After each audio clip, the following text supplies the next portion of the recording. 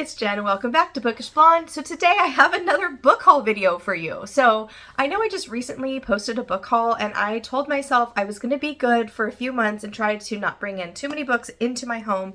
But then I was invited by Ben and Lauren to meet up with them on Independent Bookstore Day, and I did, and we had so much fun. It was such a great day. But I thought it was important to keep our independent bookstores open, show them some love. We are so lucky to have so many amazing independent bookstores around the Cincinnati area.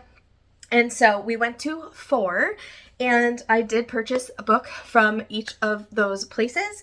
So let's just go ahead and get started. So the first place they took me to was my favorite bookstore because it was so cool. It was called Snapdragon Books. I bought myself a t-shirt. Snapdragon Books and Gifts.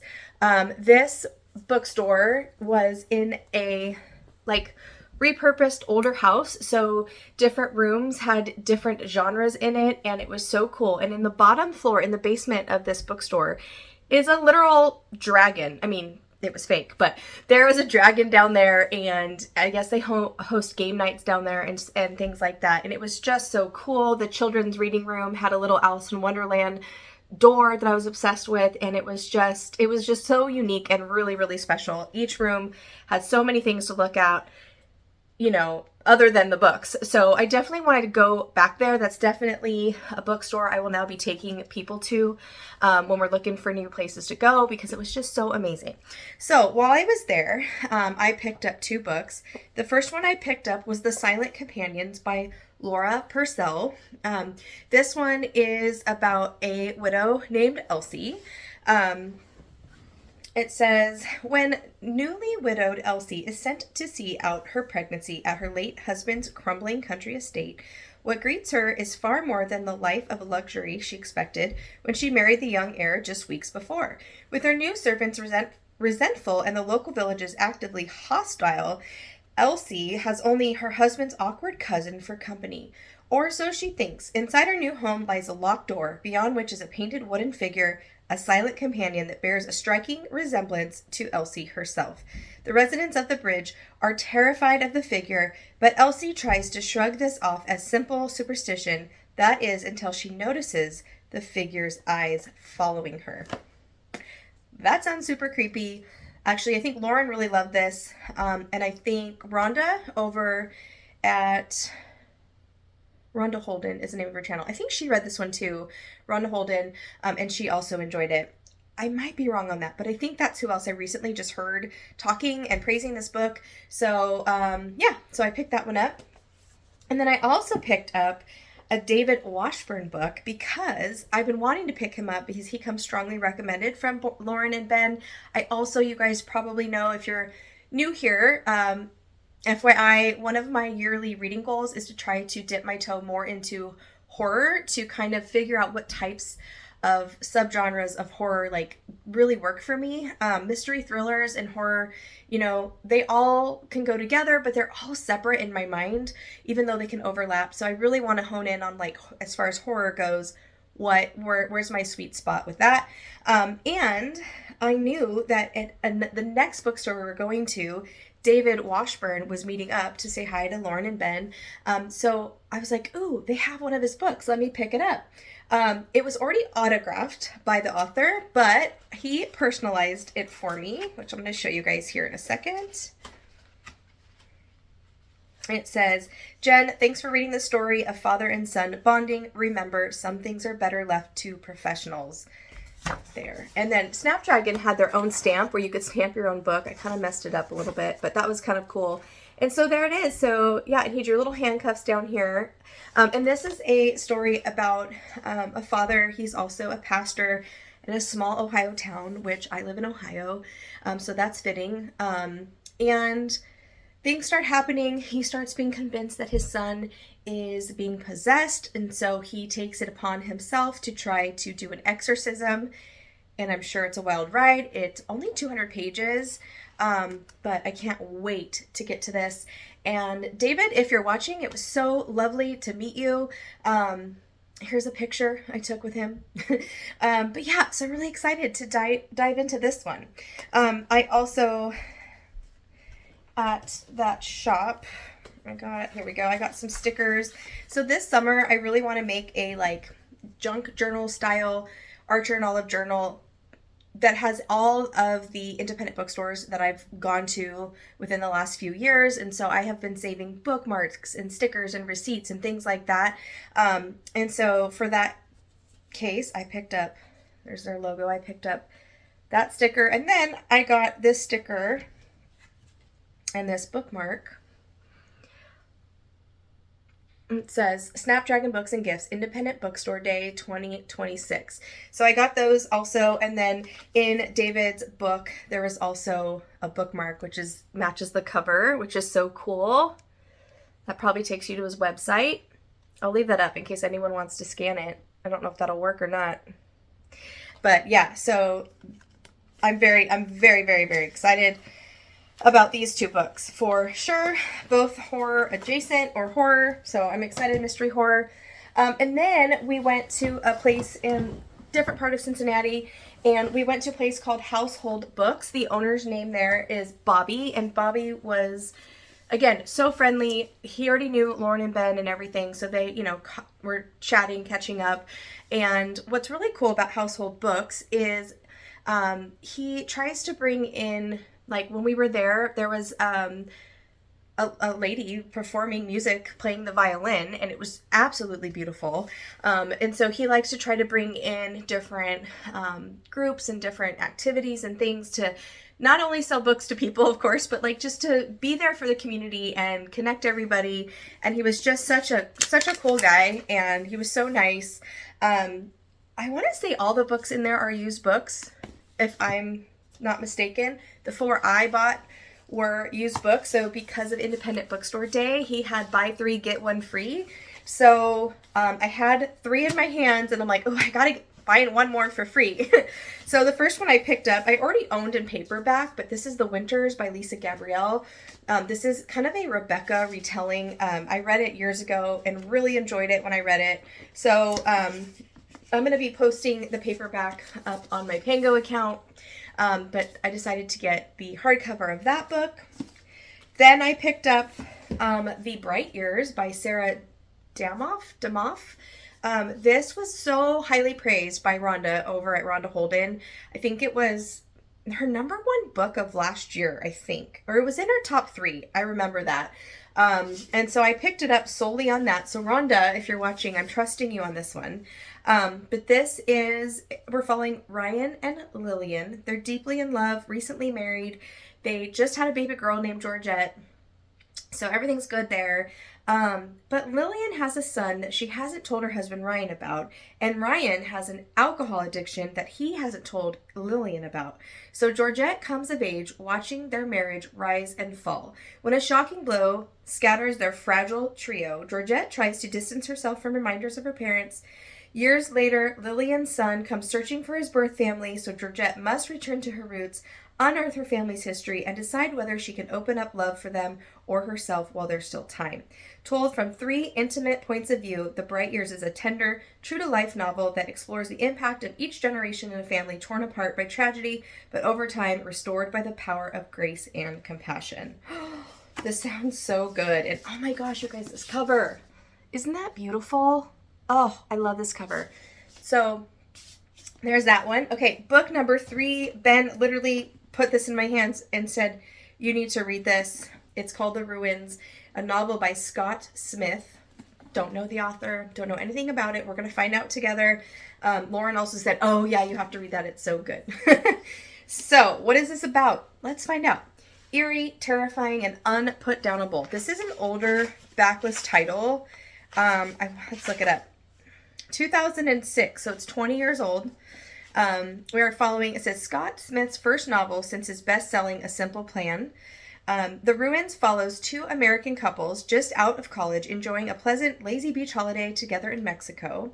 As On an impulse, they go off with newfound friends in search of one of their group, the young German, who, in pursuit of a girl, has headed for the remote Mayan ruins, site of a fabled archaeological dig. This is what happens from the moment when the searchers, moving into the wild interior, begin to suspect that there are insidious, horrific other among them. Okay, so definitely horror again. Of course, I should have known. Ben put it in my hands. He only reads horror, you guys. Yeah, so that's The Ruins by Scott Smith. Very excited. Okay, the next one, the fourth one I bought, was Black Mad Wheel by Josh Malerman. That title makes no sense to me, but I'm sure it will make more sense as I read it. But this is a book that, so I want to get all of Josh Malerman's books in hardcover for my collection. This one was written in 2017. And we're following a band who is, they're desperate for a number one hit again. They're not feeling like they're writing new music. They're feeling not inspired right now.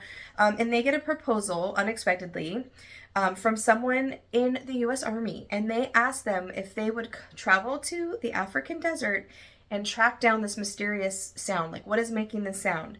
Under the guidance of their frontman, Philip Tonka, the Danes embark on a harrowing journey through the scorching desert, a trip that takes Philip into the heart of an ominous and twisted conspiracy. Meanwhile, in a nondescript Midwestern hospital, a nurse named Ellen tends to a patient recovering from a near-fatal accident. The circumstances around his injuries are mysterious, and yet his body heals at a remarkable rate. Ellen will do the impossible for this enigmatic patient, who reveals more about his accident with each passing day. Part Heart of Darkness, part Lost, Josh Malerman's masterful, chilling new novel plunges us into the depths of psychological horror where you can't always believe everything you hear. I already think psychological horror is my favorite type of horror, but we'll see. So that one. Okay, Household Books. Great bookstore. Check it out if you live in the Cincinnati area. Okay, third bookstore we went to was called The Bookshelf. I got this adorable sticker. This is literally what the front of their bookstore looks like. Again, for my independent bookstore scrap journal I want to keep. I also picked up this bookmark. I keep seeing this everywhere, and I finally just bought it. This is a children's book that I absolutely loved when I was little. Like I have young memories of reading this like on my grandma's couch, and multiple people reading it to me. Like, this was always the book I picked at bedtime if I was spending the night at grandma and grandpa's. I do have a copy of it somewhere here, of the actual book. Somewhere. It might be in my basement, packed away. But anyway, so that's what I picked up, these little things from the bookshelf. And the book I bought, I'm so excited about, is a signed first edition of Kin by Tayari Jones. I have not read An American Marriage yet. That's the other book I own by her. It's actually on my spring TBR jar pick basket. So I might get to it this year, but I'm not sure. But this, when I saw, oh my gosh, it's a signed first edition, I've heard great things about it, I went ahead and grabbed it.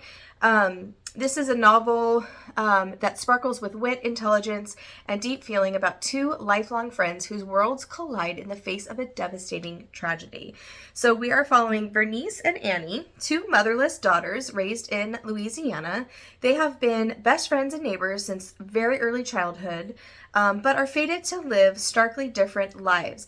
Raised by a fierce aunt determined to give her a stable home in the wake of her mother's death, Vernice leaves Honeysuckle for college in Atlanta, where she joins a sisterhood of powerfully connected Black women and discovers a world of affluence, manners, aspiration, and inequality.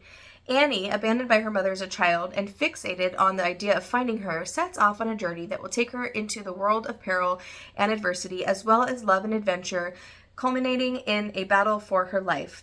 A novel about mothers and daughters, friendship and sisterhood, and the complexities of being a woman in the American South, Kin is an exuberant, emotionally rich, unforgettable work from one of the brightest and most irresistible voices in contemporary fiction.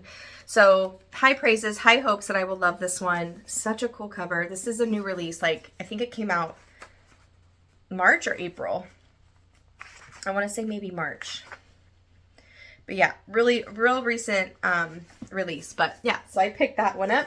That's the only book I got at the bookshelf, but I definitely will go back and go back to that store as well. One of the owners there that helped us in the store, she was lovely. She was so nice to talk to. And it is a woman-owned bookstore for I think she said 50 something years. And so I really wanted to support them. So I picked that up. And then last but not least, the fourth bookstore we went to was called The Book Rack. I forgot that I had been to this bookstore years and years ago, when I first moved here. This bookstore is in a town called Anderson. Again, Cincinnati, it's a large area, but this bookstore is in Anderson. I got this free book bag for my purchase, so that was kind of cool. And I think there's a bookmark in here too. Yeah. Free bookmark. And here I picked up 3 books. We went to this bookstore because one of Lauren and Ben's friend, he is also an independent author. His name is Edmund Stone. He actually wrote Ben on this book, Hurt People, which I have yet to read. But there he is, Edmund Stone right there. We got to have lunch together as well. And such a nice gentleman, but he was there signing books. And so we went there and I picked up what Ben and Lauren love about the Book Rack is they have a huge section for independent horror authors on top of other horror, but they I was very impressed. One of these whole bookshelves was independent authors for horror, and I think that is amazing.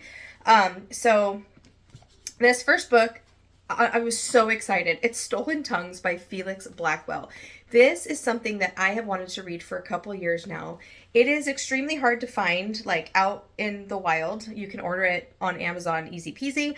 But, yeah, 2017, this book came out. But this is supposed to be one of the scariest books ever written. So that's what I've heard. We shall see. But it's a romantic cabin getaway that doesn't go exactly as planned. High up on the windswept cliffs of Pale Peak, Faye and Felix celebrate their new engagement, but soon a chorus of ghastly noises erupts from the nearby woods, the screams of animals, the cries of children, and the mad babble of 100 mournful voices. A dark figure looms near the window in the dead of night, whispering to Faye. As the weather turns deadly, Felix discovers that his terrified fiancée isn't mumbling in her sleep. She's whispering back. There you go. So I cannot wait to read this. When I saw this in real life in person, I'm like, oh my gosh, that's coming home with me. So that was probably the biggest, that between that and the signed first edition, and then getting, David Washburn's book signed, it was just such a good day. I also picked up, I made the mistake of asking Ben to recommend me some horror, and I had a stack this big. I said, okay, we're going to narrow this down. So, obviously, I knew the Felix Blackwell one was coming home with me.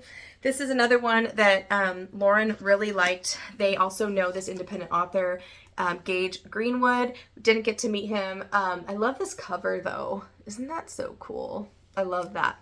On a clear day, you can see Block Island. Both Ben and Lauren both really enjoyed this book, so high hopes for me. It says, they left the island, but the island never left them. 4 years after the Keating family endured the darkest experience of their lives, the children are still fighting to move on.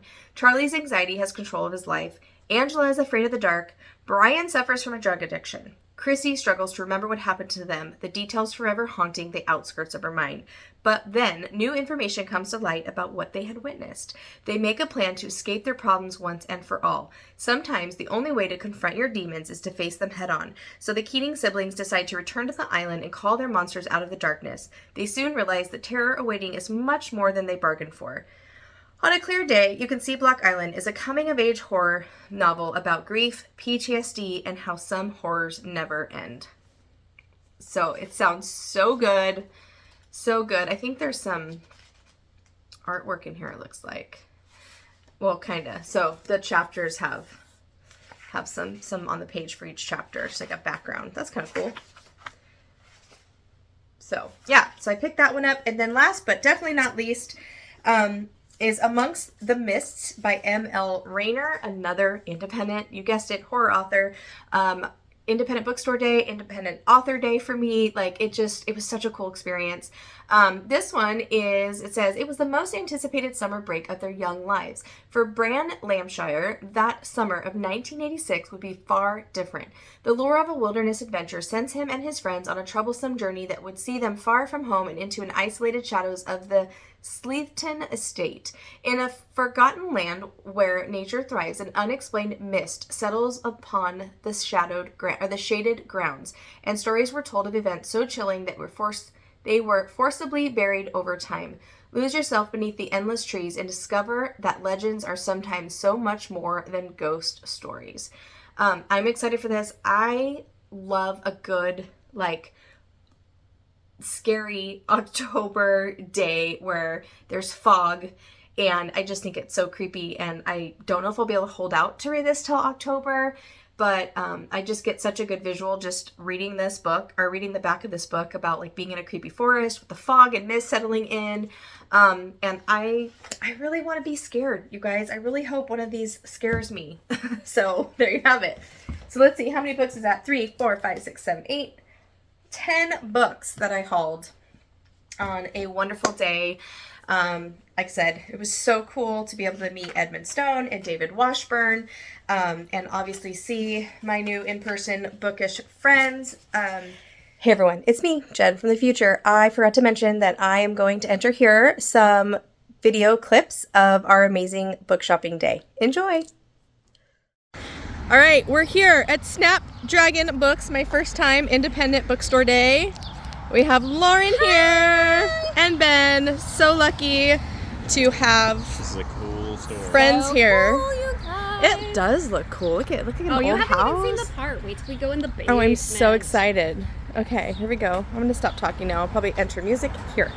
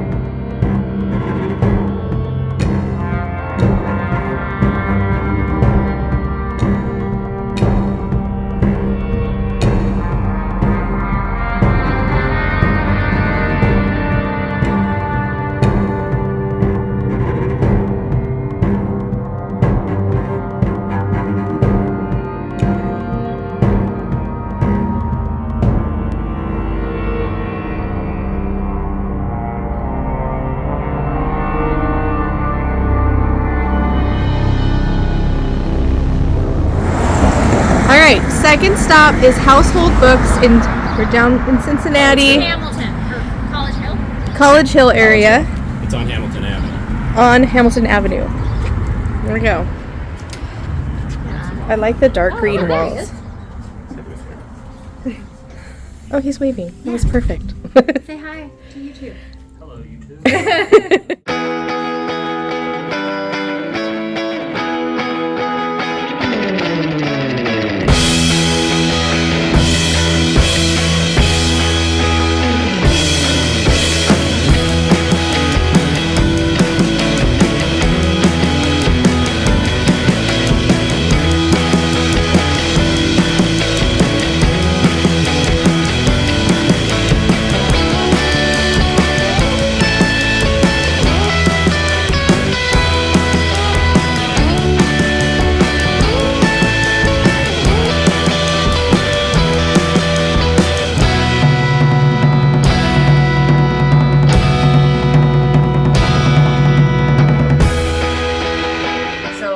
Thanks for putting it all together for us to meet up.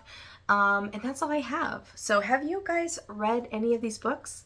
What do you think about this haul? Is there anything on here you've read and you think I will love, that I should prioritize? Please put all that down below.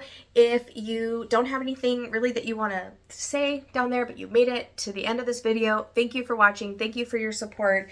Go ahead and put some kind of bookish emoji down below, and I hope to see you guys real soon. Happy reading. Bye.